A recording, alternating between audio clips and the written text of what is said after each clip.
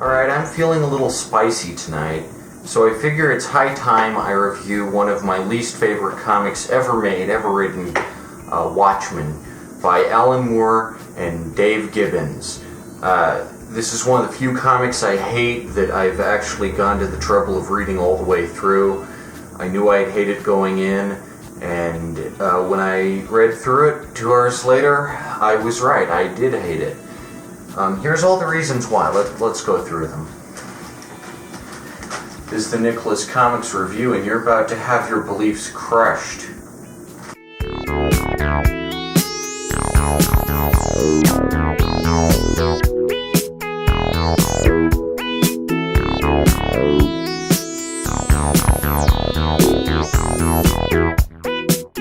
Okay, first point here.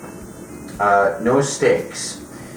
So, the plot revolves around the murder of Eddie Blake, otherwise known as the Comedian, who's this giant asshole, rapist weirdo. And Rorschach, who's arguably the main character, like he's the only character that even has a slight bit of, yeah, he's kind of interesting, okay, I'll give him that, but, the plot is that Rorschach tries to find out who killed Eddie Blake, and it's like, what a waste of time. He's dead. Who cares who did it? He was a horrible person. The world is probably better off without him. He's probably, and I know that there are further stakes introduced later on, like, you know, Cold War, and oh no, it's 5 minutes to midnight, or, yeah, congratulations, Alan Moore, on crafting the most original concept in history. Oh my god, it's almost it's almost Fallout, dang. Better, oh yeah, frickin' USSR versus USA, yeah, that's frickin' outdated. The Soviet Union doesn't exist anymore, I hate to tell you. But yeah, so you know, there's kind of stakes later on in that the Comedian was killed by Ozymandias. Oh yeah, spoiler alert if you plan on actually reading this giant sack of shit.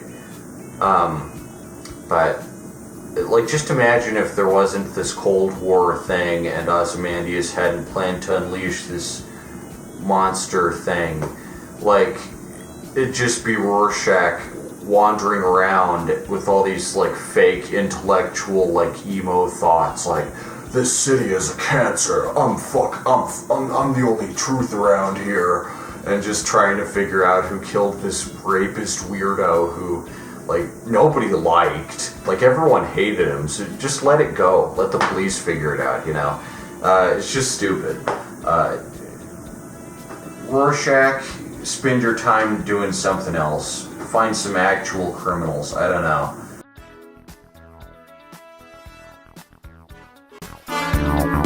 Point 2. Unsympathetic characters. One of the reasons Batman vs. Superman works is because, you know, Superman is fun and, you know, gentle and nice, and Batman is all broody and sad, you know. It makes for a nice conflict between the two. Watchmen doesn't have that because it wants to be the most meta, emo comic ever, and in doing so it makes none of its characters even remotely likable. You got the Comedian, who, as I mentioned, is dead for the whole comic, so he's not even really a character, but he was a big rapist, misogynist, weird pervert, who went to Vietnam, killed a bunch of Vietnamese people. He's basically a fascist, so yeah, you know, nothing to like there. You got Rorschach, who's this emo, like, unbearable, like, just, he's like the grandfather of all emos, like, I swear. If Onision didn't take some cues from the guy, I don't know what does. Like, Rorschach's diary reads like one of frickin' Onision's books, just this whiny manifesto of, like, the world is so shit and I'm the victim and oh look at me, I'm so freaking sad, the world is so shit. And he's just unbearable. He's just a he's just a crap lord. Like, and, like, you know, the only cool thing about him is that he has a mask, so he's kind of mysterious. And then, like, halfway through, they just pull off his mask, the police just arrest him, and the rest of the comic, he just looks like Alfred E. Newman under there. It's just like, holy shit. Like, you ruined the mystery of your main character.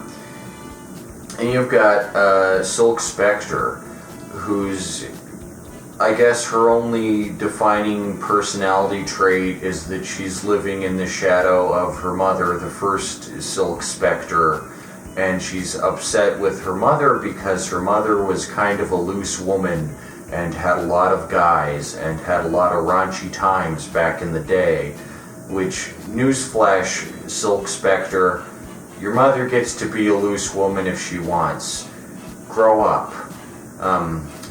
And, like, I guess Silk Spectre is thrown in there to be the obligatory female character, and her only other attribute is that she has sex with two of the guy characters, and that's it. She doesn't do anything interesting or fun. So yeah. Then you got Dr. Manhattan, who's unbearable, but in a different kind of way from Rorschach. Dr. Manhattan is unbearable because he thinks he's God, and he walks around with his penis hanging out all the time, and it's like, put some pants on. Like, no one needs to see that. And also, he's just like, he's just full of crap, and, you know, you can be an irradiated super being without being a weird, like, condescending, you know, I'm better than all of you lowly humans, I'm Dr. Manhattan, kiss my feet. Then you got Ozymandias, who's also a narcissistic asshole, except his superpower is just that he's really smart, even though he's not really smart. His whole monologue at the end is just shit Alan Moore looked up on, you know, or not looked up, I guess they didn't have the internet yet. Encyclopedia Britannica, he just encyclopedia it.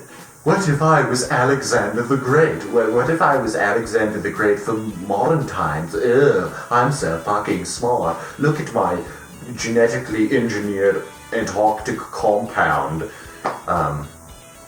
So yeah, it just sucks. Then there's Night Owl, who's the only character who doesn't kill anyone or do anything bad through the whole comic, but he's not likable. He's really bland, and he's not even the first Night Owl. There was a Night Owl before him. So he's just a guy who puts on a stupid looking owl costume, and it's so lame. So yeah, that's it. All the characters are lame. The comic is set years after all of their cool adventures that would have been cool to make a comic about. But there's before Watchmen, which has adventures that are just as bland, if not more. So I guess this universe, due to its realistic nature, is always just flippin' boring. But it always hints at, like, yeah, this universe could be cool if Alan Moore tried to make it cool, but it's just a bunch of people without superpowers just whining and drinking and complaining. And it's like, I read superhero comics for escapism. I don't need a bunch of nihilistic assholes. If you want to make a drama comic, that's fine. Don't make it a superhero comic. What the shit?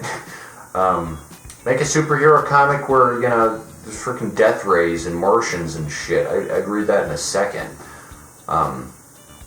That's why normal superhero comics are, you know, cool, because they're not realistic.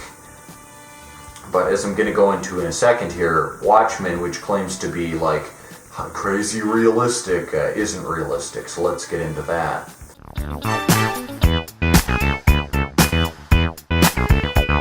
Okay, point number 3, lazy world building.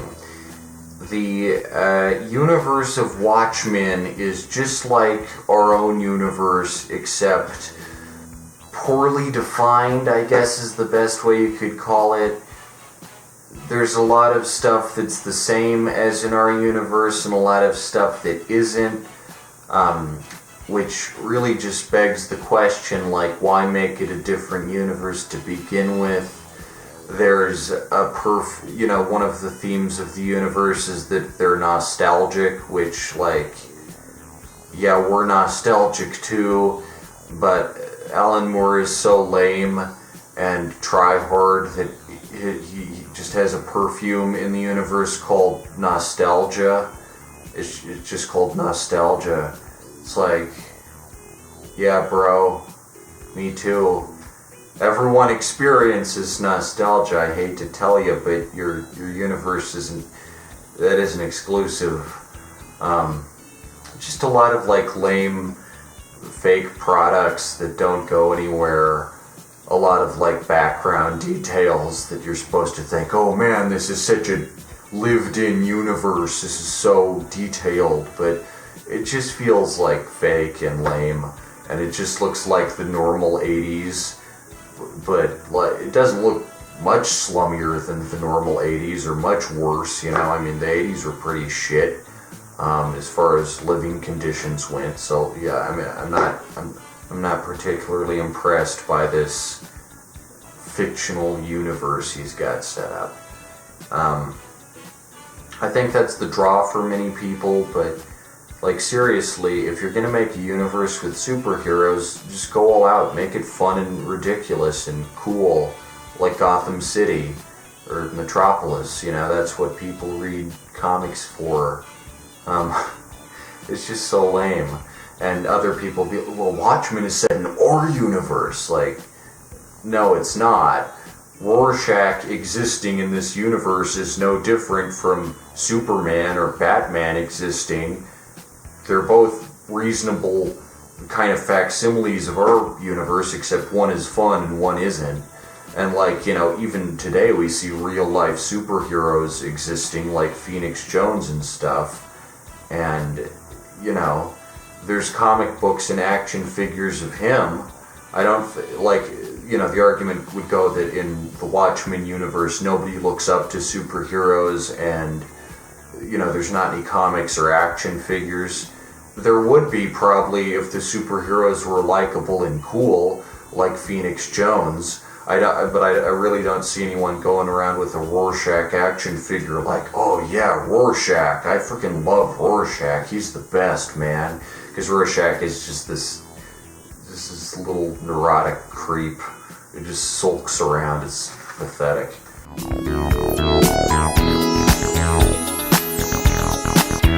4. Comics history. This goes into the universe building, kind of, but one of the big draws of Watchmen is that it claims to be a profound statement on comics history. One problem, of course, is that it's all about American comics history, and it's set in New York, and Alan Moore is British, and he wasn't even in comics till the 70s, so obviously he doesn't understand American comics, you know. I personally would never write a comic set in Malaysia. I don't know anything about that, and it'd feel like cultural appropriation. But Alan Moore is like, yes, I'll write a comic set in America and appeal to the gullible Americans who think this is an American comic. Ho ho. And, you know, like, stick to what you know, man. Write about Beano in 2000 AD. I mean, admittedly, Judge Dredd is also a British comic that tries to pretend like it's American, but, like, you know, at least it has skull people and shit. Watchmen has none of that. So one of the things we learn about really early on is that superhero comics don't exist, obviously, because there's real superheroes, so there's no point in making books about them, which there would be, even in comic form. So that just doesn't make sense. But also, pirate comics are the #1 type of comic. So obviously Alan Moore doesn't understand anything about American comics. The thing is, pirate comics did exist.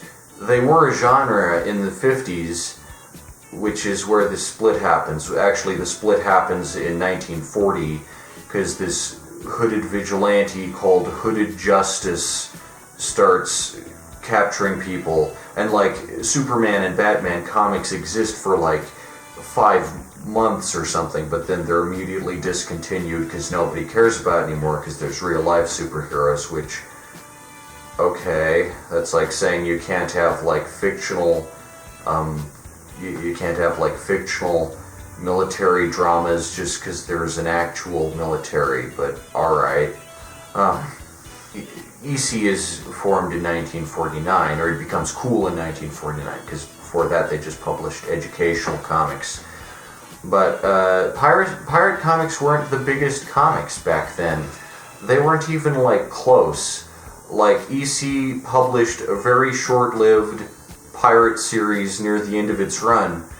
Nobody cared about that shit. They read Tales from the Crypt, The Vault of Horror, you know, The Haunt of Fear, shock suspense stories, the cool horror comics that everyone was into.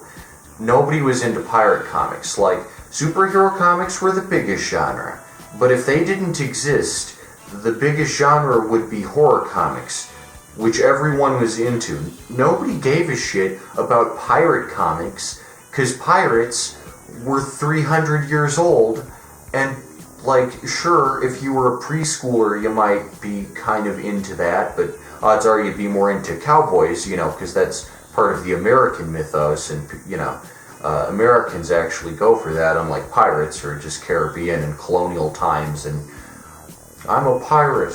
But I guess, you know, Alan Moore obviously doesn't know shit about American culture or anything, so he's just like, oh yeah, pirate comics, that'd be the big thing. And some idiots are like, well, it's just because superhero comics don't exist. How do you know pirate comics wouldn't be the biggest? Because pirates aren't cool enough to sustain anyone's interest. There's Pirates of the Caribbean. Who watches those as much as Avengers Endgame or Batman v Superman? Like, sure, Pirates of the Caribbean's a big franchise. I've heard some people say that Alan Moore predicted Pirates of the Caribbean, which, no, he didn't. He just made pirates in his universe, or pirate comics in his universe. Jack Sparrow isn't in there. But my point is that superhero movies make the big money because they're fun and people like watching superheroes more than pirates. And the same goes for horror movies. Sure, Insidious and Saw and Annabelle 3 and The Conjuring aren't as good as EC Comics horror comics, but it still goes to show that horror comics and horror in general is way more popular than pirates. Like, I don't know where Alan Moore just pulls it out of his ass to make the universe seem more interesting. And, you know, if he's trying to make it a realistic universe, nobody would be reading pirate comics. Like, holy shit. And also, the pirate comic that has a few panels of it within the Watchmen comic is like, it's just so like wordy, and there's so much like, it's so like pretentious, and that wouldn't be how a pirate comic would be. You look at an EC pirate comic, it's just a fun little sunny adventure of swashbuckling fun. It's not like, oh, I found a fucking skeleton on the beach and it stared back at me and I looked into its soul. Oh shit, I'm so fucking meta and edgy right now. But Alan Moore can't write like anyone besides Alan Moore, you know, because he's the world's most pretentious comic writer. And he doesn't even draw any of this shit. What's his name? Brian Bolland or whatever? Brian Belland? No, Dave Gibbons. I get all these British guys mixed up, but Dave Gibbons draws all of it. And the drawings are nothing to write home about. They're all just lame technical shit.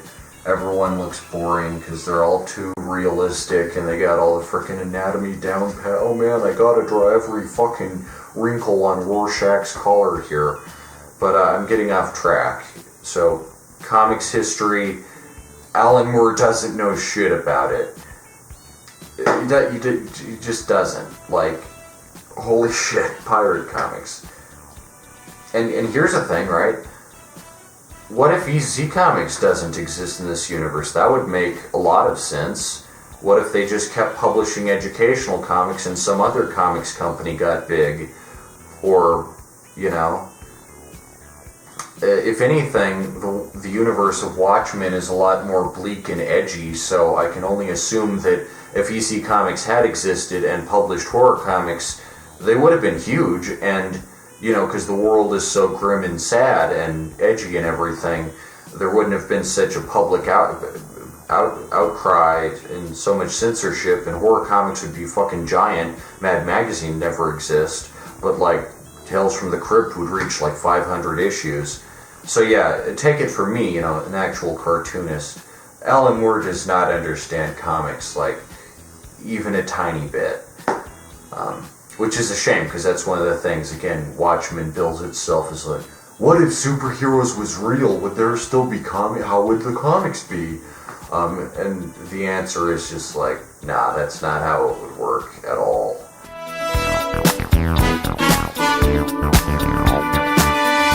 Okay, point number 5, and this kind of goes hand in hand with comics history. It's that the entire alternate history that Watchmen sets up is balls to the wall insane. Bear with me here. In this stupid-ass universe, Nixon gets 4 terms. I'm not even kidding. He repeals the term limits that FDR set up, and he's like, my fellow Americans, I'm gonna run for 4 terms. And it's just like, what the shit?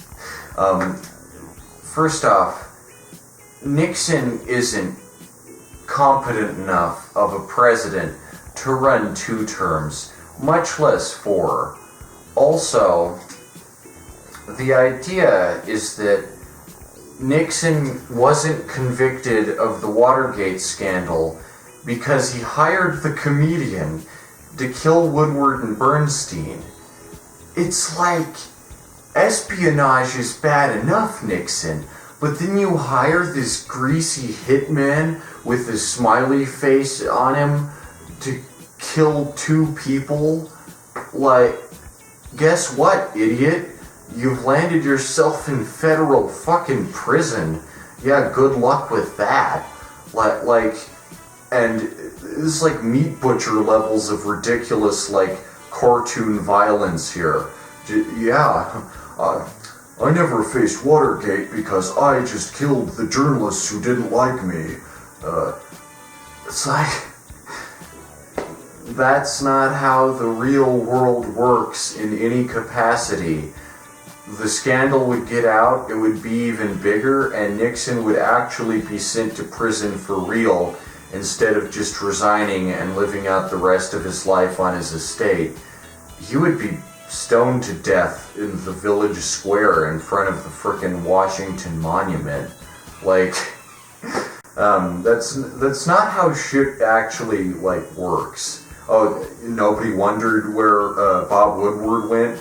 Frickin', like, by the time of the Watergate scandal, he was already a reputable journalist. Oh, no. Where you go, you know, who knows? No questions asked. The comedian just goes up and, I'm fucking Edward Blake and I'm here to take you out. So yeah, it's just like, nah, like bullshit.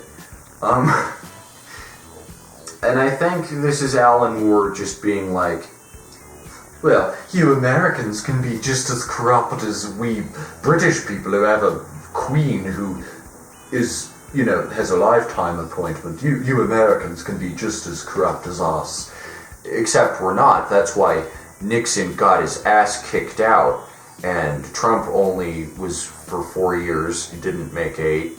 And, you know, that's why term limits were set in the first place, because even if you have a good president like FDR, after 16 years, you're gonna die. And that's always a hassle. And also, you know, even if he's not a bad president, he's gonna get old and sick of it, being the president believe it or not, is a stressful job, and for someone like Nixon, who doesn't have a fucking clue what he's doing, one of the most incompetent presidents ever, he'd want out after like 2 terms. He'd just get sick of it. Supposing he did abuse his power for 4 terms, though, the American public would care.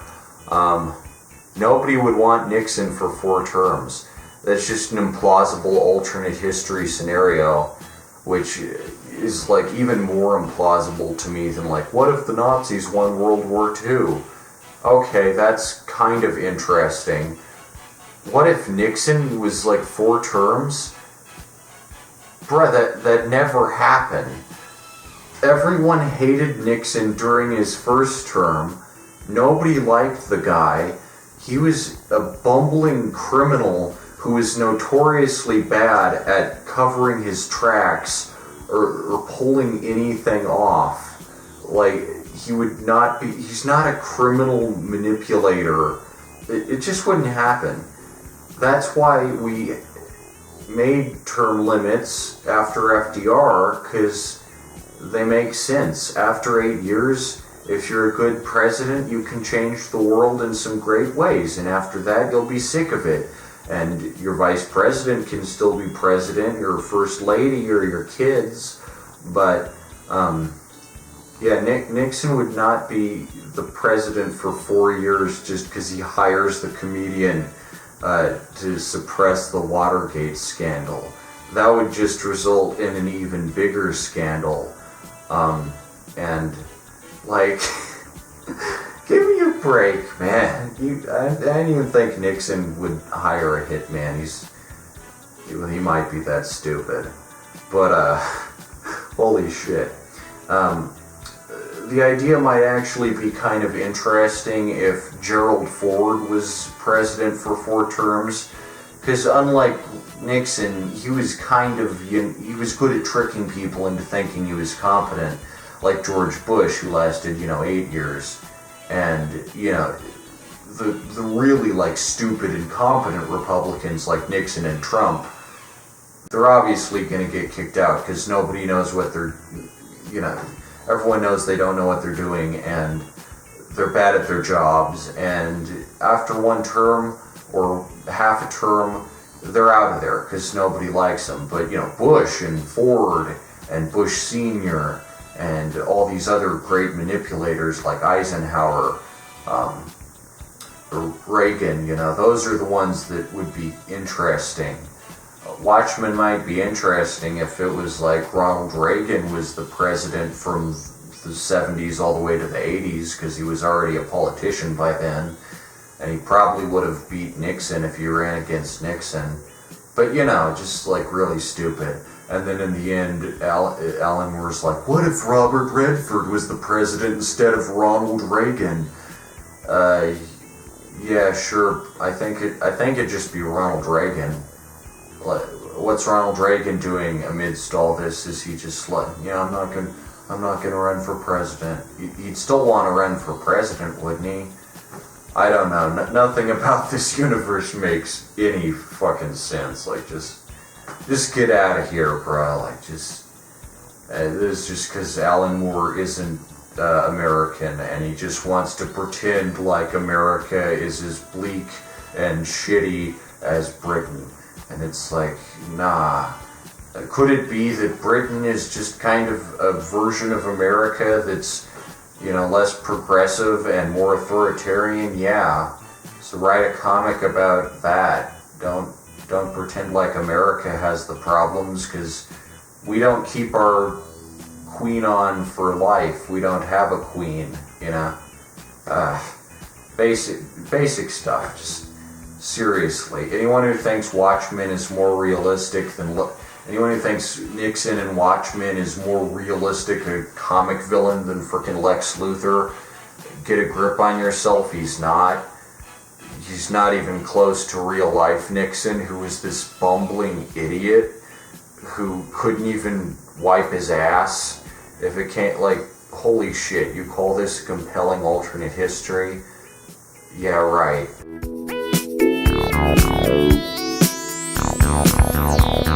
Okay, 2 more points. Number 6 is the lame interludes, and this kind of goes along with the fake pirate comic that's plopped in there.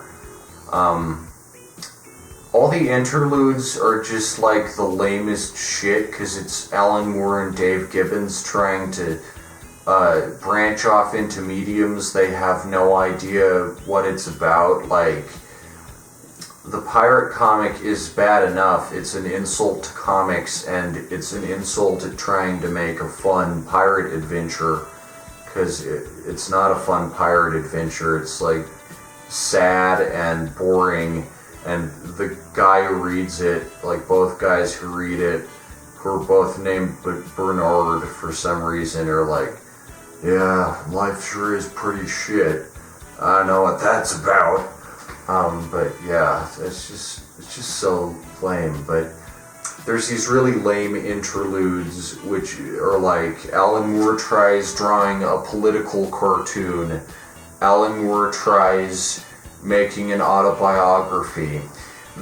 One of the first interludes is an excerpt from Hollis Mason, the First Night Owl's autobiography, Under the Hood, and it's like 3 pages. Like, the first chapter of it is like 2 pages, and it's like this guy who's like one of the most respected crime fighters in the world is writing an autobiography, and all he can think about his life is just 2 pages of, yeah, I used to work in a mechanic garage and one guy had a fat ass.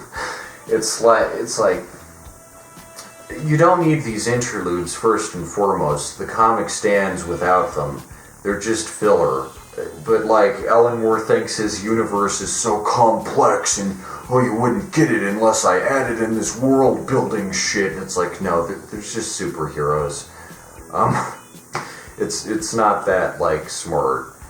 But if he was gonna make an autobiography told from the perspective of the First Night Owl, Hollis Mason, just dedicate yourself to that. I mean, the guy obviously isn't an artist. Alan Moore is a writer, and for Watchmen, he scrolled down like 6,000 pages of schizophrenic mumbo-jumbo and expected Dave Gibbons to turn it into a reasonable, like, comic, which, like, come on. And, you know, that's also why his new book, Jerusalem, is like hundreds of thousands of pages, because he just adds in all these frickin' details that nobody needs. He's just so frickin' Jesus. But like, if you're gonna write a fake autobiography to, you know, flesh out your world a little bit, make it long at least. Don't just make it 2 pages, because no autobiography is just 2 pages. Even if it is just the first chapter, like, it's gonna be longer than that. You know, just go the J.K. Rowling route and just, you know, like Fantastic Beasts and Where to Find Them, and make a separate book to world build a little. But the other interludes are just like really lame. Like, there's an EC Comics treasure chest comics compilation, which tries to go into why pirate comics are so big, and it doesn't work, because like I said, Alan Moore has no idea what he's talking about. There's fake newspapers, there's fake shit about Moloch, who I guess is one of the supervillains in this universe. By the time of the comic, he's an old geriatric who takes like pills, and he's not cool or anything. He's not even cool as an old geriatric. He's just an old guy. Man, I sure wish I got to see him in action when he was cool and a cunning adversary. But I guess that's before Watchmen, like I said, and before Watchmen is one of the hottest turds DC has dropped out in recent years. But yeah, these interludes are just really weird, because Alan Moore does not know how to build a convincing world. Like, I've seen amateur ARGs that build a fictional universe better than Watchmen. Like, that's just sad. Also, all the illustrations for these weird interludes are drawn in the same cartoony, like, Mort Drucker caricature style as the rest of the comic. So you can't really take anything seriously because it all just looks like one giant freaking joke. But then again, it's a comic, so obviously you're not going to take pictures of real people because that'd be unsettling and weird. So there's just really no right way to do this. It's a lose either way. But yeah, the interludes are really awful. And in the Before Watchmen series, instead of these interludes of like documents from the period, there's just more pirate comics as filler, and they're all like 2 pages each. I guess in the Watchmen universe, the comics are just 2 pages, as are the autobiographies. What the shit? You don't need to include these weird little extras. If you want to make a pirate comic, make a pirate comic. Don't stuff it into your lame superhero comic. But yeah, these interludes are just the hottest trash.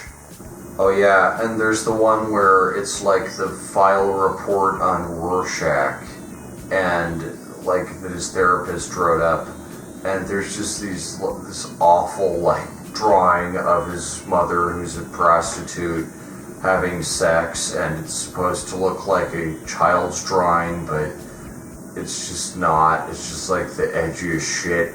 It's the kind of shit you'd expect from a Green Day like liner notes. Holy shit, this comic did not age well. But yeah, the interludes are awful.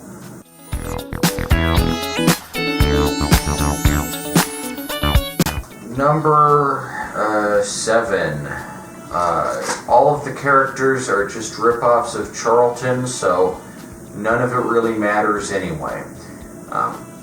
Those of you who don't know who Charlton Comics is, one of the most epic comic companies. I really respect them. Unfortunately, they don't exist anymore because they went the way of Fawcett and Atlas Comics, and DC drove them into bankruptcy and then bought all the rights to all their cool characters, because that's what DC does. It's a grotesque monopoly, and it doesn't care about having competition. Charlton Comics are really cool. Night Owl is a ripoff of the Blue Beetle, who's a really cool character. Rorschach is just the Question, who's also a masked vigilante with a question mark on his face, and the Comedian is obviously just the Peacemaker. They're all just ripoffs of the Charlton lineup. So if you think Alan Moore is some kind of brilliant creative visionary, don't. He didn't invent these characters, he just stole them and made them less appealing. If you like Watchmen, read some Blue Beetle comics. I guarantee they're 1,000 times cooler and more epic. And if you don't like Watchmen, also read Blue Beetle, it's way cooler. Unfortunately, if you buy Blue Beetle comics, the money probably goes towards DC because they own the character now. They stole it, they killed it, just like Captain Marvel back in the 50s. Somehow this shit never gets called out. I'm calling it out right now. DC is a fucking monster who can't stand it when someone makes comics that are better than theirs, so they just drive the competition out and buy all their characters. Holy shit. If any other industry did this, they'd be facing lawsuits up the ass, but somehow DC just gets away with it. And they're like, we're just preserving the characters you all know and love for future generations to enjoy. We're not gonna make Shazam cool, but we'll make him into a laughable buffoon and have him blowing bubble gum and looking at his phone like he's some kind of millennial. Like, yeah, I get that Billy Batson's young. It doesn't mean he's 2010s. He's from the frickin' 1950s. Do your characters justice. But yeah, Alan Moore didn't invent any of these characters. He just ripped them off. Recently, as you may have known, I did a parody of Watchmen called Vomit Face, and some idiot was like, you don't have the rights to use Rorschach. And it's like, yeah, neither does Alan Moore. It's not his character.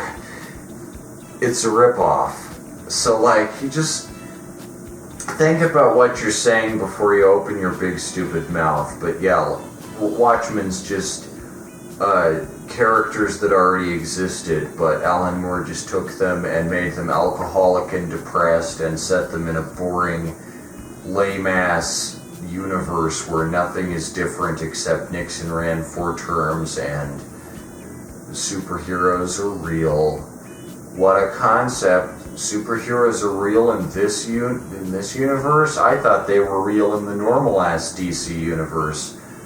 I guess that one is just fiction. But now there's the spin-offs, the Doomsday Clock, where Rorschach or it's not the same Rorschach, obviously, because Rorschach gets killed at the end of regular Watchmen. He travels to the normal DC universe and meets Superman and Batman, and he's like, "You're fictional characters in our timeline." And then Superman and Batman are like, "We've got to team up to stop Ozymandias and the Joker simultaneously." And then there's the Watchmen show, which takes place in the present day, which I don't think you can project this alternate universe where Nixon runs 4 terms into the present day, because whatever the present day is in the Watchmen timeline is so different and bizarre at that point that who knows what it's going to be. I don't think you can predict all the way to 2019 with this shit, because it really wasn't thought out to begin with. Obviously they have a black character in the new Watchmen show, because there's no black characters in original Watchmen except one of the Bernards who reads the lame-ass pirate comic. I think he's the only black character in the whole thing. And also, now there's more than one Rorschach. There's like 50 Rorschachs. Oh shit. Except we know they're all just people with stupid-ass masks. But some people actually believe that Alan Moore is like this underrepresented poor artist whose work is being destroyed by the big DC conglomerate. And yeah, DC's a conglomerate, but they're not destroying Alan Moore's work. He's a fucking cash cow for them. You got V for Vendetta, that was released through DC. The narrative that's presented is like, Alan Moore is a visionary and DC is ruining his rights as a creator. And it's like, what? He's not on bad speaking terms with them. He's put out the League of Extraordinary Gentlemen, all these lame Neil Gaiman collaborations, all these lame Terry Pratchett collabs. It's like, I really don't think he's leaving DC anytime soon. And the story goes, he didn't want to make a sequel to Watchmen, so DC did it for him without his permission. It's like, it's not his permission to give because they aren't his characters, but also the reason everyone wanted more Watchmen was because it was popular and people liked it for whatever reason. And if Alan Moore wasn't going to do it, they'd hire someone else to do it. Sure, that makes sense. Both the sequel show, the prequel before Watchmen, and the Doomsday Clock or whatever, which I guess happens like roughly sometime after the original. I don't know, it's a confusing mess, but you know, they all at least like try to expand the universe a little beyond this shallow, narrow viewpoint that you get in the original. But unfortunately, you just can't do this. You just can't do that much with a universe that's as lame and just like sloppily hashed together as the Watchmen universe. You know, just give me a break, man. It's stupid. So yeah, Watchmen is a comic for idiots, and I'm sure if your brain is somehow malfunctioning, you'll probably love Watchmen. But if you're a smart comics buyer and you understand what quality is, then you'll buy some Tales from the Crypt or some, you know, some of the, you know, cool comics. You'll buy some frickin' Blue Beetle.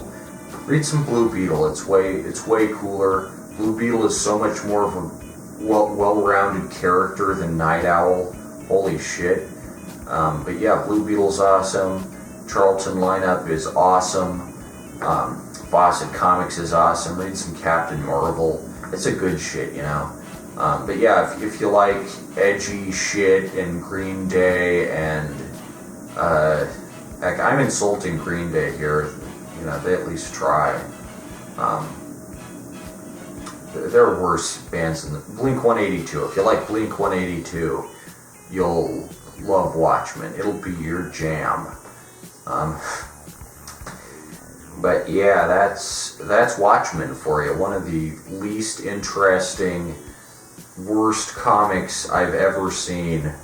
But at least I read it. I gave it a chance. I hated it just as much as I knew I would. It's a giant stinking pile of shit.